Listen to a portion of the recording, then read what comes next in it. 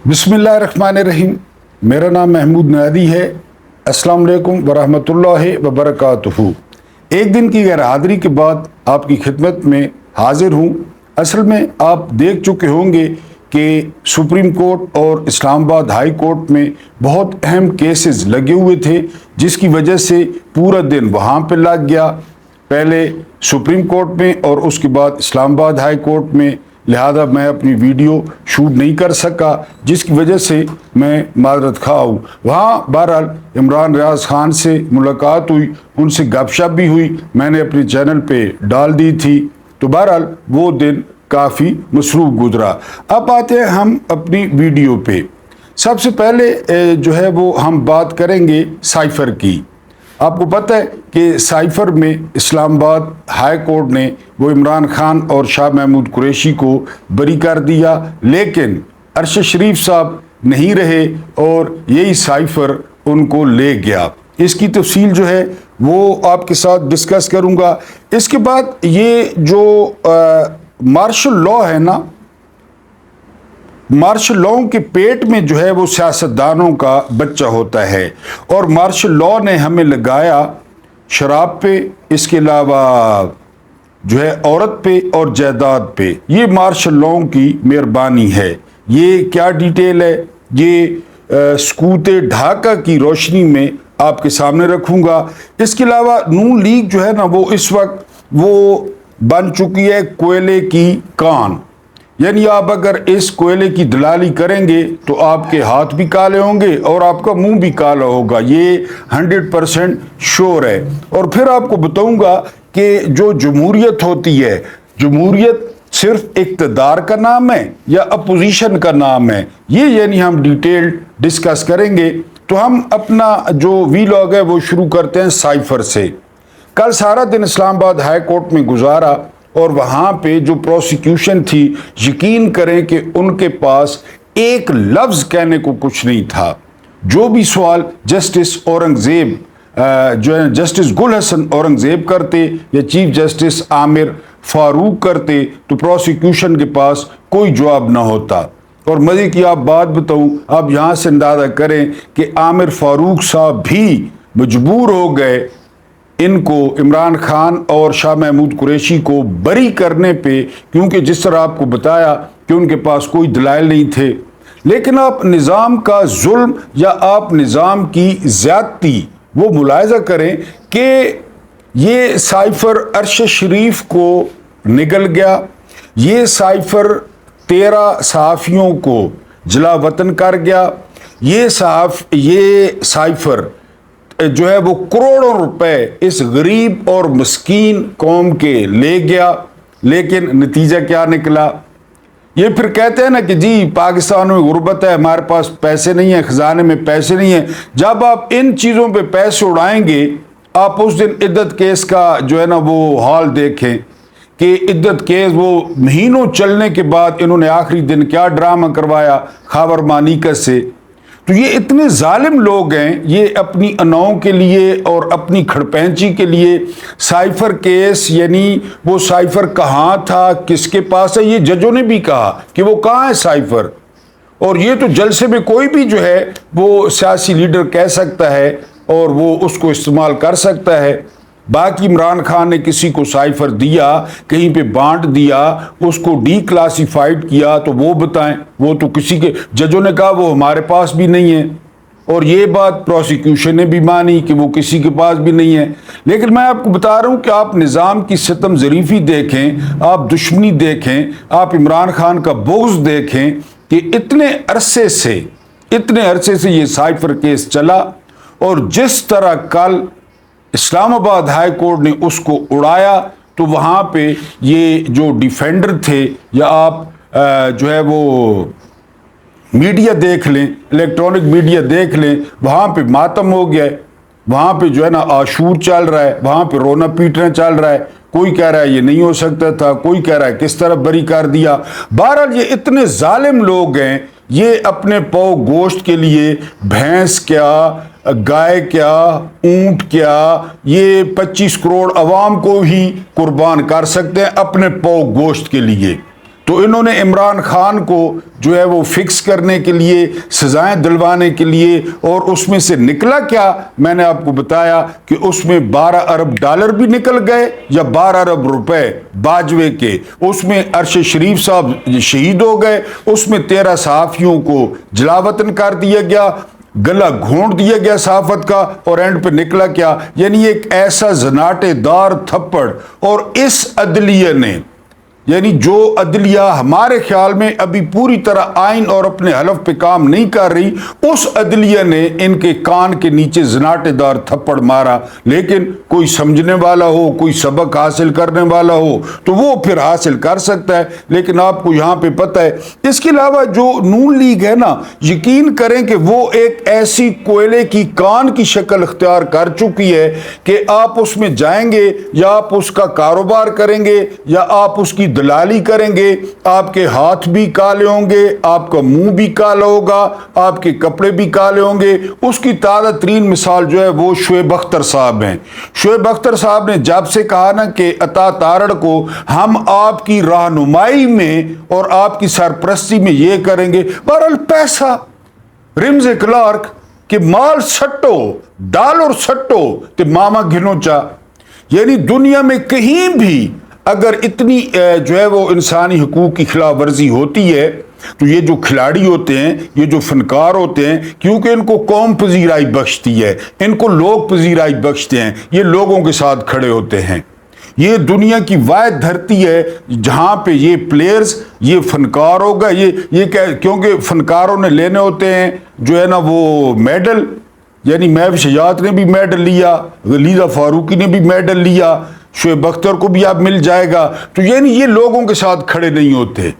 تو شعیب اختر پہلے خان صاحب کی تعریفی کرتے رہے، اور جی یہ اس طرح خان صاحب، میں ان کو دیکھ کے کرکٹ میں آیا، اور میرا خیال ہے وہ ایک پی ٹی وی پہ پروگرام لگتا ہے گیم آن ہے، اس کا کوئی 10 لاکھ 25 لاکھ 30 لاکھ شعیب اختر کو مارا، اور وہ شعیب اختر نے بس اپنا قبلہ جو ہے وہ تبدیل کر لیا. بہرحال یہ آپ کو بتانا تھا کہ ایسی ایک کوئلے کی کان بن چکی ہے یہ نون لیگ یا ان کے ہینڈلرز یا ان کے حمایتی، کہ آپ اس میں جائیں گے تو آپ کا سارا کچھ کالا ہوگا. ہاں یہ علیحدہ بات ہے کہ وہ حکومت کرتے رہیں. آپ کا کیا خیال ہے کہ اگر فرعون کے دور میں ریفرینڈم ہوتا تو لوگ فرعون کو ووٹ ڈالتے؟ آپ کا کیا خیال ہے کہ یزید کے دور میں ریفرینڈم ہوتا تو کیا یزید کو لوگ ووٹ ڈالتے؟ اسی طرح کسی بھی جابر اور ظالم حکمران کے خلاف ریفرینڈم ہوتا تو ان کے خلاف تو ریفرینڈم بھی ہوا، یعنی وہاں تو ہوا ہی نہیں نا، لیکن ان کے خلاف تو ریفرینڈم بھی ہوا 8 فروری کو، اور لوگوں نے ان کو مسترد کر دیا. لیکن ان سے بڑے فرعون آ گئے، ان سے بڑے قارون آ گئے، ان سے بڑے یزید آ گئے، اور انہوں نے کہا نہیں جی. یعنی یہ خالی باتیں ہیں کہ سب سے پہلے پاکستان یا سب سے پہلے پاکستانی، نہ، یہاں سب سے پہلے اپنی ذات، سب سے پہلے اپنے مفادات. آج ایک ٹاپک رکھا ہوا ہے کہ یہ جو عورت اور یہ جو شراب اور یہ عیاشی کا جو کلچر تھا نا، یہ پیدا کس نے کیا؟ یہ پیدا ہی مارشل لاء نے کیا، یہ پیدا ہی ایوب خان اور سکندر مرزا نے کیا. میں نے آپ کو بتایا کہ سکندر مرزا نے اتنی شراب پی کہ وہ اپنی بیوی کو حسین شہید سہروردی کے گھر بھول آئے، بیوی کو.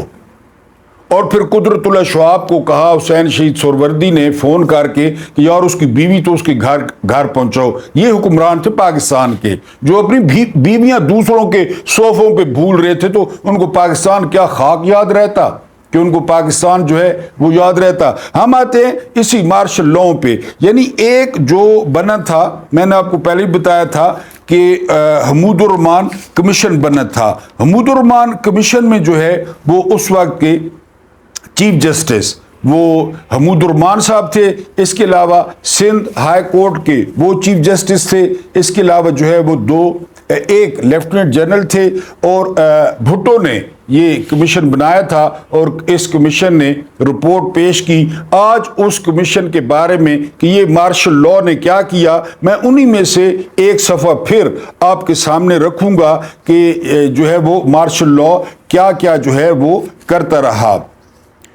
حمود الرحمان کمیشن میں جرنیلوں کے بارے میں کیے گئے انکشافات پر آج ہم بات کریں گے. ہم آپ کو بتائیں گے کہ حمود الرحمان کمیشن نے مشرقی پاکستان کے ٹوٹنے کی کیا وجوہات بیان کی۔ جنرل نیازی محاذ جنگ پر سیدہ بخاری کے سینیٹوریا کلب میں کیوں جاتے تھے؟ پہلا سوال، جنرل نیازی جنگ کرنے کے بجائے مشرقی پاکستان میں پان کیوں اسمگل کرتے تھے؟ یہ سٹوری آپ کے سامنے رکھنی ہے۔ یہ حمود الرحمان کمیشن کا ایک صفحہ ہے، اس کو پھیلانا اور لوگوں تک پہنچانا آپ کا کام ہے۔ پاک فوج نے مشرقی پاکستان میں بینک سے 35 کروڑ کیوں چرائے؟ پاکستانی فوج کے افسر بنگالیوں سے انتہا درجے کی نفرت کیوں کرتے تھے؟ رپورٹ میں جنرل نیازی، general Yahya Khan, major general مٹھا اور دیگر افسروں کے لیے کیا سزائیں تجویز کی گئیں اور ان پر عمل درآمد کیوں نہیں ہو سکا؟ وہ ایک فوجی افسر کون تھا جس کی جرت اور امانت داری کی کھل کر کمیشن نے تعریف کی؟ یعنی آج آپ کو وہ افسر بھی بتائیں گے کہ جس افسر کی کمیشن نے کھل کر تعریف کی، ہر لحاظ سے، اخلاقی لحاظ سے اور فوجی لحاظ سے، ہر لحاظ سے وہ افسر کون تھے وہ آپ کو بتاؤں گا۔ اس کے علاوہ جو ہے اس میں ہے کہ پاکستانی تاریخ کے سیاہ دور کی کہانی، مشرقی پاکستان کے ٹوٹنے کے حوالے سے آپ کے کیا تاثرات ہیں؟ کمنٹ میں ہمیں آپ نے اپنی رائے سے ضرور آگاہ کرنا ہے، اور میں نے آپ کو پہلے بتایا کہ آپ کے کمنٹس اور لائکس بہت امپورٹنٹ ہوتے ہیں۔ کمیشن نے پاکستان ٹوٹنے کی وجوہات یوں بیان کی ہیں۔ اب ہم 1971 میں اپنی شکست کے اخلاقی اسباب کا جائزہ لیں گے۔ ایسا کرنا اس لیے ضروری ہے کہ کمیشن کے روبرو معاشرے کے مختلف طبقات سے تعلق رکھنے والے گواہوں نے جن میں اعلیٰ ذمہ دار فوجی اہلکار بھی شامل تھے، کہا، اب یہ آپ نے سننا ہے، انہوں نے کیا کہا کہ مارشل لاء سے پیدا ہونے والی بدعنوانیوں، مثلا شراب اور عورتوں کی ہوس، اس کے علاوہ آگے سنیں، اور جائیداد اور مکانات کے لالچ کی وجہ سے اعلیٰ فوجی افسران میں جنگ لڑنے کی خواہش ہی ختم ہو گئی تھی۔ نہ صرف یہ بلکہ ان چیزوں سے ان کی پیشہ ورانہ اہلیت بھی متاثر ہو گئی تھی۔ اب دیکھیں نا مارشل لاء کی مہربانی کہ پرواہ نہیں کسی چیز کی، بس جو ہے نا وہ سارا دھیان ادھر لگ گیا۔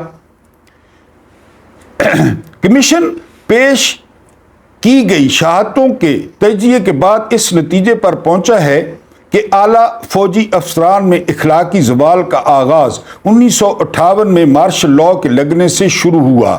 جنرل یحییٰ نے 1969 میں دوسرا مارشل لاء لگایا تو اخلاقی زوال میں مزید شدت پیدا ہو گئی۔ میں نے آپ کو کہا یا پہلے بتایا کہ ایوب خان کو نواب آف کالا باغ نے سختی سے منع کیا کہ یحییٰ خان کو چیف نہیں لگانا، لیکن ایوب نے کیا جواب دیا؟ ایوب نے کہا کہ اس قوم نے مجھے کتا کہا، اب میں اس قوم پر سور چھوڑ کر جاؤں گا۔ یحییٰ کی صورت میں آپ اندازہ کریں کہ اس شخص کو پتہ تھا یہ سور ہے، لیکن وہ اپنا سکور سیٹل کرنا کہ مجھے کتا کہا ہے لہذا اب میں تمہارا علاج کر کے جاؤں گا۔ جی، اخلاقی زوال میں مزید شدت پیدا ہو گئی۔ حمود الرحمان کمیشن کی رپورٹ میں مزید کہا گیا ہے، مشرقی پاکستان میں فوج نے آپریشن شروع کیا تو نہ صرف یہ کہ مناسب لاجسٹک موجود نہ تھی، بلکہ فوج کے لیے کھانے پینے کی چیزوں کی بھی کمی ہو گئی۔ اندازہ کریں، آپریشن شروع کروا رہے ہیں۔ جنرل نیازی کھانے پینے کی چیزوں کی بھی کمی ہو گئی۔ جنرل نیازی نے جنرل ٹکا خان سے چارج لیتے ہی فرمایا، میں سن رہا ہوں کہ راشن کی کمی ہو گئی ہے، کیا ملک میں گائیں اور بکریاں موجود نہیں؟ یہ دشمن کی سرزمین ہے، جو تمہیں چاہیے چھین لو۔ ہم برما میں بھی یہی کچھ کرتے تھے۔ یعنی پہلے عرض کیا کہ جنرل نیازی دوسری جنگ عظیم میں برما کے محاذ پر تھے، تو کہ جی ہم وہاں بھی ایسے ہی کرتے تھے، تو یہاں بھی جنرل نیازی نے انڈائریکٹ جو ہے وہ قرار دیا، دشمن کا علاقہ قرار دیا۔ जनरल न्यादी के खिलाफ एक गवाही ये आई कि जब वो GOC सियालकोट थे तो मार्शल लॉ केसेस में रिश्वत लिया करते थे। बस जी, सियालकोट में इनके खिलाफ एक गवाही ये आई कि वो लाहौर के मार्शल लॉ एडमिनिस्ट्रेटर थे, तो उनके मिसेस सईदा बुखारी नाम की खातून से करीबी ताल्लुकात थे। सईदा बुखारी और ये औरत के नाम से जिस्म फरोशी का एक सैनिटोरियो होम अड्डा चलाती थी। अलावा जी, ये औरत जनरल न्यादी की तरफ से रिश्वत भी वसूल करती थी और मुख्तलिफ लोगों के काम कराती थी। जनरल न्यादी जब सियालकोट में थे तो वहां उनका ताल्लुक शामनी फिरदौस नाम की औरत के साथ था और ये औरत भी जिस्म फरोशी के कारोबार से मुंसलिक थी। जनरल न्यादी की ये शोहरत उनके साथ मशरकी पाकिस्तान पहुंची। जनरल न्यादी मशरकी पाकिस्तान पहुंचकर पान की स्मगलिंग में मुलव्विस हो गए। लेफ्टिनेंट कर्नल अजीज ने यानी वहां पे पान की स्मगलिंग शुरू कर दी, वहां से पान के पत्ते मगरबी पाकिस्तान भेजने शुरू कर दिए। जो मुकदमे में 276वें गवाह थे, ये तक कहा कि आम फौजी कहते थे जब ये सब कुछ खुद करता है तो हमें कुछ करने से कैसे रोका जा सकता है, ये फौजी कहते थे। जनरल रऊफ फरमान अली ने कमीशन को बताया कि जनरल न्यादी मुझसे नाराज हुए तो इसलिए कि मैंने उनके पान के कारोबार में उनकी मदद नहीं की। ये जनरल रऊफ फरमान अली ने गवाही दी। कई आला फौजी एहलकारों ने बताया कि मशरकी पाकिस्तान में गड़बड़ के दौरान फौजी अफसरों ने मशरकी पाकिस्तान के इलाके सराजगंज में वाक़े नेशनल बैंक से 1,35,00,000 रुपया लूट लिया अपने स्टेट बैंक से।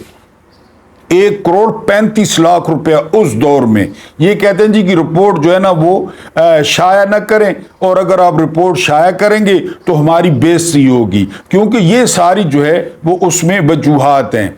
हमीदुर रहमान कमीशन रिपोर्ट में उन मुजालिम का जायजा भी लिया गया जिनका मुजाहरा अवामी लीग के गुंडों ने किया। हमीदुर रहमान कमीशन की रिपोर्ट के मुताबिक जनरल याह्या खान ने नौ मुंतखब असम्बली के इजलास की मनसूखी का ऐलान किया तो मशरकी पाकिस्तान 1 मार्च 1971 से 3 मार्च 1971 के दरमियान मुकम्मल तौर पर अवामी लीग के हाथ में चला गया। वो जो कुछ करें उनके गुंडे।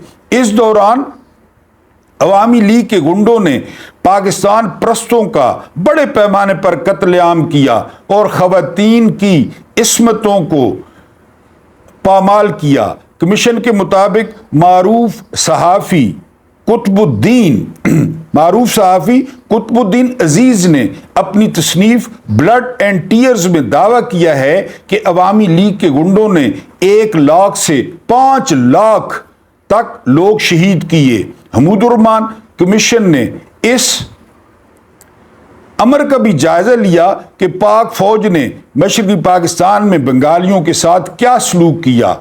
हमीदुर रहमान कमीशन रिपोर्ट कहती है पाक फौज के जवानों और जर्नैलों में बंगालियों के खिलाफ सख्त नफरत थी। ढाका में तैनात additional deputy commissioner Mohammad Ashraf ने कमीशन को बताया कि फौजी ऑपरेशन के आगाज के बाद बंगाली अपने ही वतन में अजनबी हो गए। आला बंगाली एहलकारों तक की जान माल और आबरू महफूज न रही। पाक फौज के ब्रिगेडियर इकबालुर रहमान शरीफ ने जो गवाह नंबर 269 थे, कमीशन को आगाह किया कि उन्होंने फॉर्मेशंस का दौरा किया तो जनरल गुल हसन फौजियों से पूछा करते थे तुमने कितने बंगालियों को मारा। अंदाजा करें, जनरल गुल हसन पूछा करते थे अपने फौजियों से। लेफ्टिनेंट कर्नल अजीज अहमद खान ने भी कमीशन के रूबरू ऐसी ही बातें की। हमीदुर रहमान कमीशन की रिपोर्ट के मुताबिक शेख मुजीबुर रहमान ने दावा किया था कि पाक फौज ने 30 लाख बंगालियों का कत्ल किया है। ताहम कमीशन ने कहा यह अदाद शुमार दुरुस्त नहीं। इस सिलसिले में हमीदुर रहमान कमीशन रिपोर्ट ने GHQ के فراہم کردہ اعداد و شمار کو یہ کہہ کر قبول کر لیا کہ چونکہ اس سلسلے میں کہیں اور سے قابل بھروسہ اعداد و شمار دستیاب نہیں، اس لیے یہ ماننا پڑے گا کہ آرمی ایکشن سے 26,000 افراد ہلاک ہوئے۔ یہ جی ایچ کیو کے اعداد و شمار تھے، یعنی کمیشن نے جی ایچ کیو کے اعداد و شمار کو سچ مان لیا، تو ان اعداد و شمار کے مطابق 26,000 افراد جو ہے وہ پھر بھی ہلاک ہوئے، اگر ہم اس کو بالکل بھی سچ مان لیں۔ حمود الرحمن کمیشن کی رپورٹ میں جنرل نیازی پر کئی سنگین الزامات لگاتے ہوئے ان کے خلاف کارروائی کی سفارش کی، بلکہ ان کے کورٹ مارشل کی تجویز دی گئی۔ چلیے ان الزامات کا بھی ذکر کر لیتے ہیں۔ کیا الزامات تھے؟ جنرل نیازی پر پہلا الزام یہ لگایا گیا کہ وہ بھارت کے ساتھ مکمل کھلی جنگ کے امکان کو خاطر میں نہ لائے، حالانکہ بھارت کی وزیر اعظم اور بھارت کے وزیر کھلی جنگ کی باتیں کر رہے تھے۔ جی ایچ کیو نے انٹیلیجنس رپورٹس کی بنیاد پر جنرل نیازی کو خبردار کر دیا تھا کہ بھارت مشرقی پاکستان میں مداخلت کرنے والا ہے۔ یہ انٹیلیجنس رپورٹس پہلے پہنچ گئیں۔ اس کے باوجود جنرل نیازی فارورڈ پوسچر میں فوجی تعینات کرتے رہے، حالانکہ بھارت کی ممکنہ جارحیت کی صورت میں ایسا کرنا انتہائی غیر مناسب ہو چکا تھا۔ جنرل نیازی پر دوسرا الزام یہ لگایا گیا کہ ان میں پیشہ ورانہ اہلیت کا فقدان تھا۔ وہ بھارت کی کھلی جارحیت کے اندیشے کے باوجود ابھی تک اس چکر میں پڑے ہوئے تھے کہ باغیوں کو زمین نہ ہتھیانی دی جائے، زمین کہ وہ وہاں بنگلہ دیش کے قیام کا اعلان نہ کر سکیں۔ ان کا فوکس صرف اس پہ تھا۔ وہ بحران میں قائدانہ کردار ادا کرنے سے قاصر رہے۔ وہ اس عسکری حکمت عملی پر عمل نہ کرا سکے کہ جب تک کسی مقام پر ہمارے 70% فوجی شہید یا زخمی نہ ہو جائیں، ہمیں اپنے مقام پر جمے رہنا ہے اور انخلا پر آمادہ نہیں ہونا۔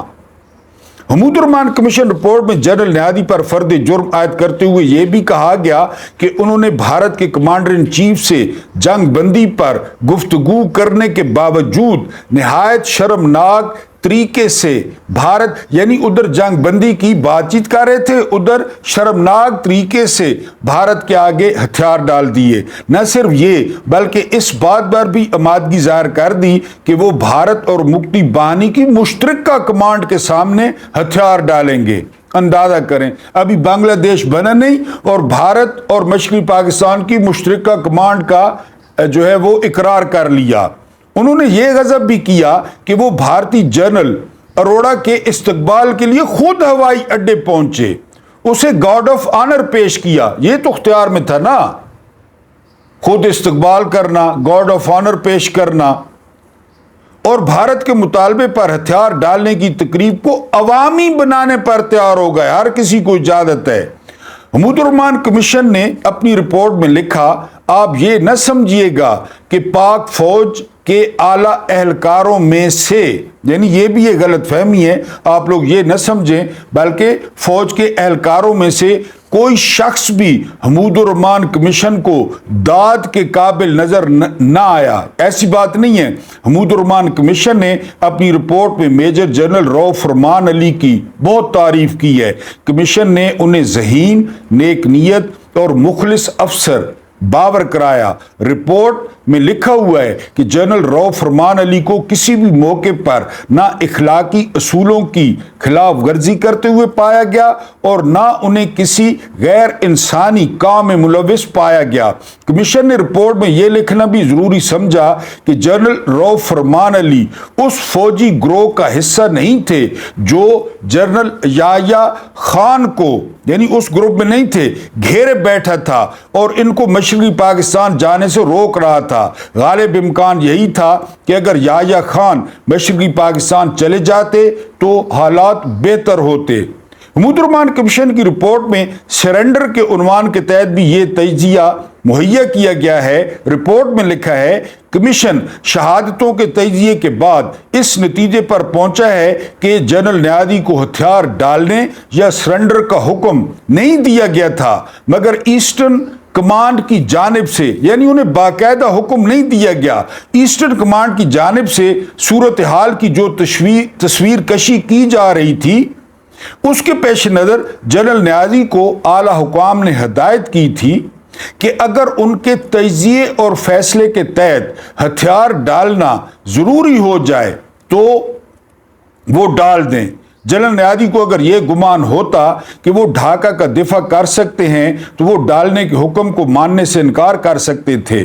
ان کے اپنے اندازے کے مطابق ان کے پاس ڈھاکہ کے دفاع کے لیے 26,400 فوجی تھے، چنانچہ وہ 2 ہفتے تک ڈھاکہ کا دفاع کر سکتے تھے، کیونکہ دشمن کو اپنی نفری ڈھاکہ کے آس پاس جمع کرنے کے لیے 1 ہفتہ درکار تھا، اور دوسرا ہفتہ وہ ڈھاکہ کے گرد موجود عسکری قلعے کو فتح کرنے پر صرف کر سکتا تھا۔ اگر جنرل نیازی ایسا کرتے ہوئے مارے جاتے تو وہ تاریخ بنا جاتے اور آنے والی نسلیں انہیں شجاع شخص اور ایک شہید کی حیثیت سے یاد رکھتی، مگر حالات سے ظاہر ہے کہ وہ 7 دسمبر 1971 کے بعد جنگ لڑنے کی خواہش یا ول ٹو فائٹ سے محروم ہو چکے تھے۔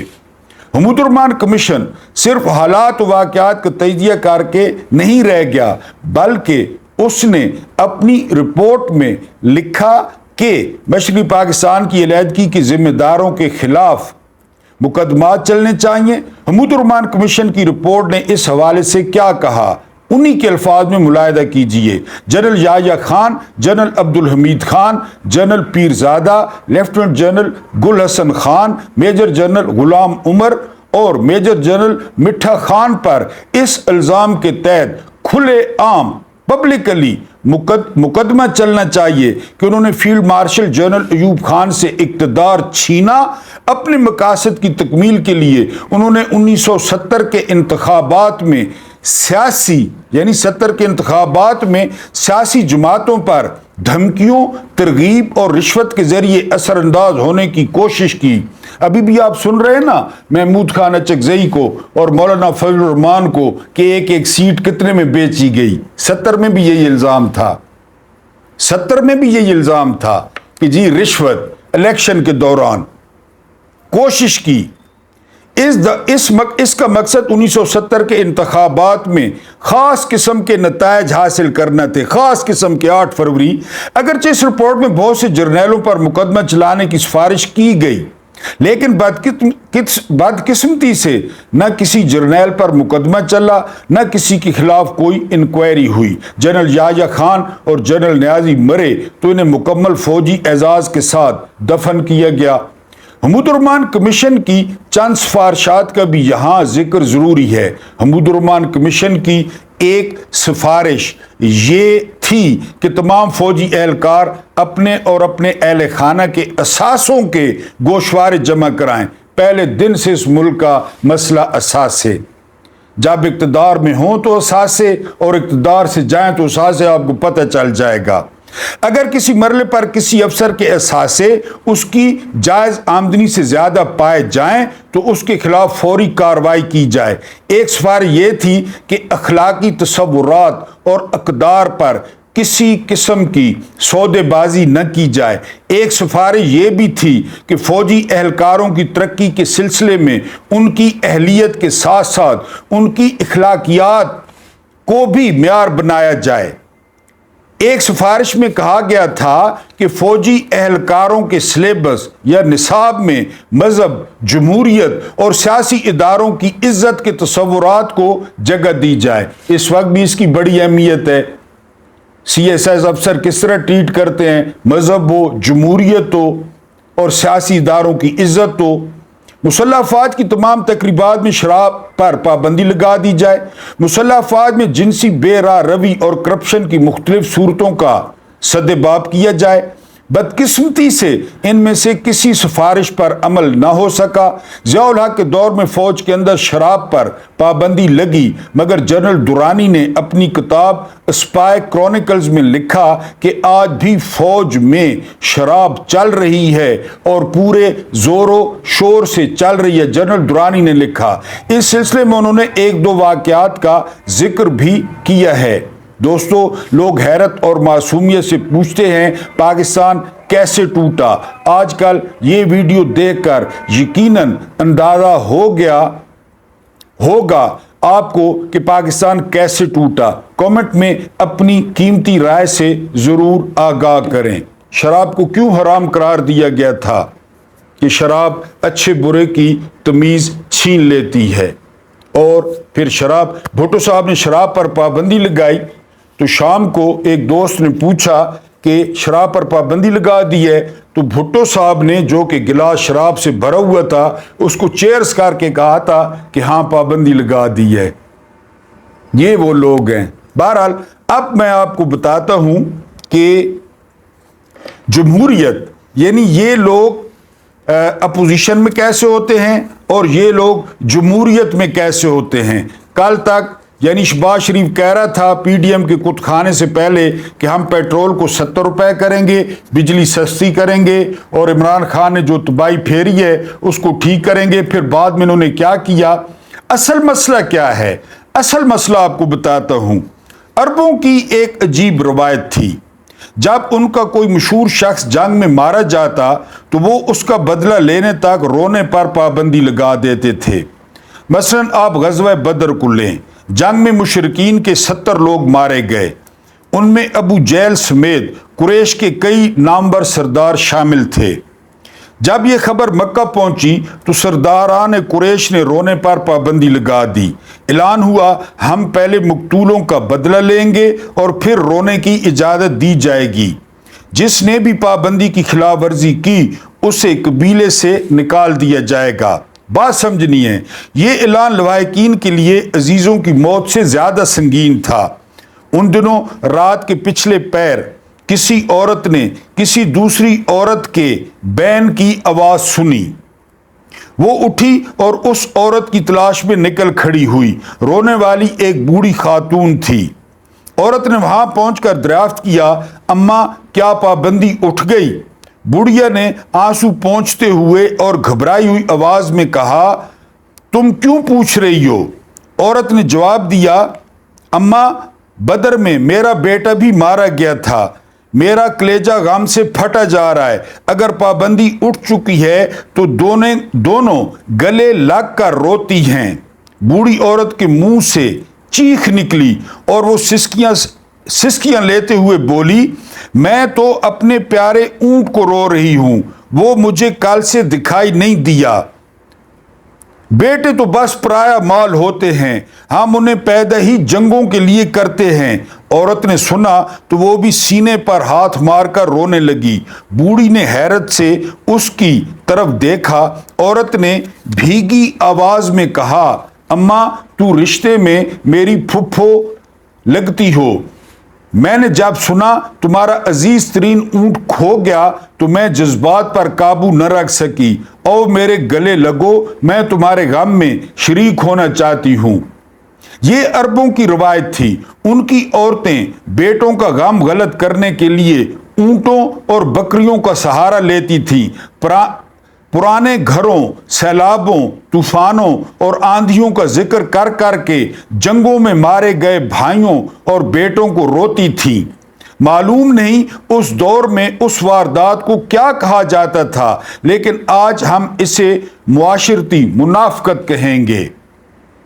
इस किस्म की सूरत हाल के लिए पंजाबी में भी एक मुहावरा है जिसका लुबे लुबाब कुछ यूं बनता है, यानी भाइयों का नाम ले लेकर अपने बॉयफ्रेंड्स को रो रही है। मेरा ख्याल था यह रवायत शायद कदीम जमानों तक महदूद थी। अब हालात बदल चुके हैं। लोग ज्यादा बालिगुल नजर, समझदार और बहादुर हो चुके हैं, लिहाजा उन्हें अब दुख पीटने के लिए बकरियों और ऊंटों का सहारा नहीं लेना पड़ता। लेकिन मार्शल लॉ के बाद मालूम हुआ इस आर्जे اس عارضے کا تعلق زمانوں سے نہیں، یہ تو بنیادی طور پر منافق معاشروں کا مسئلہ ہے، اور منافق معاشرہ 1450 سال پرانا ہو یا پھر 21ویں صدی کی جگمگاتی روشنیوں میں پروان چڑھا ہو، لوگوں کے رد عمل، لوگوں کے رویے یکساں ہوتے ہیں۔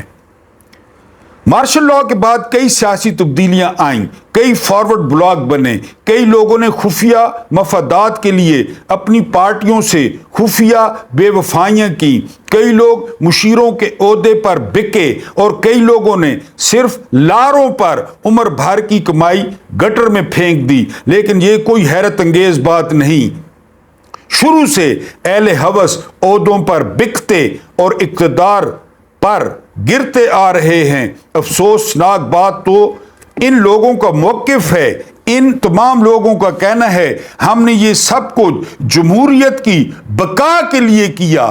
واہ، یہ کیسے جمہوریے ہیں جو یہ تک نہیں جانتے جمہوریت اقتدار نہیں، اپوزیشن کا نام ہے۔ وہ یاد ہے نا، مجھے وہ رستہ آتا ہے، مجھے وہ رستہ آتا ہے، وہاں خالی جب نال چمکامنے پونے، منہ بوٹ نے اندر کھڑنا پونا ہے، اتھو چمکامنا پونے بو والی جگہ، پھر بوٹ نے تلوے جب نال چاٹنے پونے۔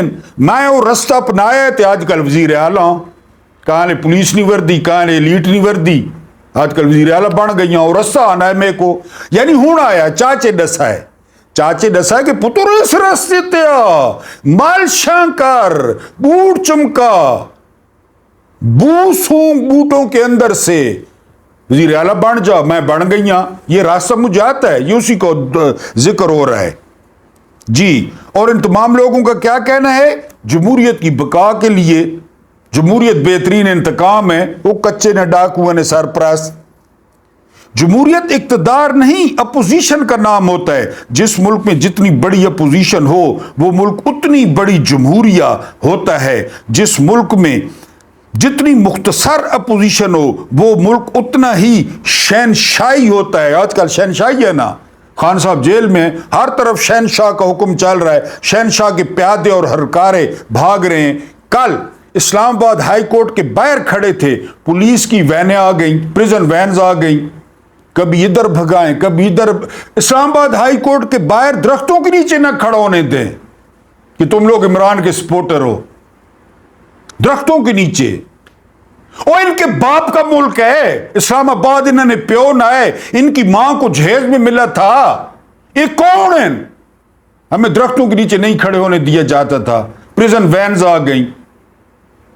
اور یقین کریں اسلام آباد پولیس کو دیکھ کے میں قدرتی طور پہ معذرت کے ساتھ میرے کو یزید چنگا لگ گیا، یزید میرے کو فرعون چنگا لگن لگ گیا۔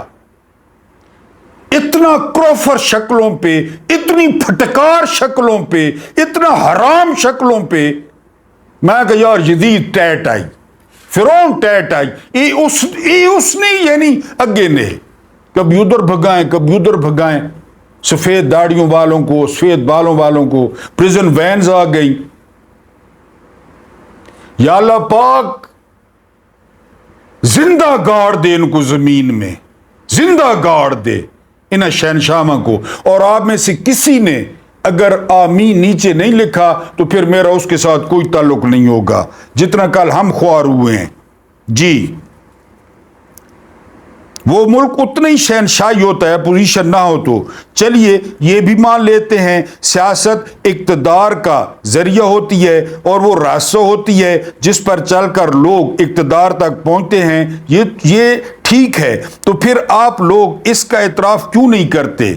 آپ لوگ یہ کیوں نہیں کہتے ہماری کوئی پارٹی، کوئی منشور، کوئی سیاسی نظریہ نہیں، مجھے وہ رستہ وہ آتا ہے، یہی منشور ہے، بس چمکاؤ چمکاؤ چمکاؤ، بس۔ ہر وہ سیاسی نظریہ، ہر وہ منشور، ہر وہ پارٹی، ہماری ہمارا منشور اور ہمارا نظریہ ہے جو ہمیں ایوان اقتدار تک لے جائے۔ فیصل واڈا، محسن نقوی، آپ اپنی کارکردگی، اپنے فن کو جمہوریت کا نام کیوں دیتے ہیں؟ بھائیوں کا نام لے کر اپنے خصموں کو، یاروں کو کیوں روتے ہیں؟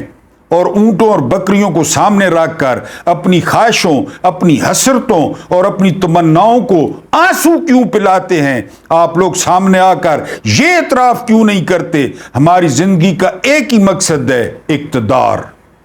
آپ یہ کیوں نہیں کہتے مچھلی اور پاکستانی سیاستدان اقتدار کے تالاب سے باہر نہیں رہ سکتے؟ یقین کیجئے برائی کرنے والے اتنے برے نہیں ہوتے جتنے برے اس برائی کو اچھائی ثابت کرنے والے ہوتے ہیں، اس برائی کو اچھائی ثابت کرنے والے ہوتے ہیں۔ آج بھی ثابت کر رہے ہیں کہ ملک میں جمہوریت ہے۔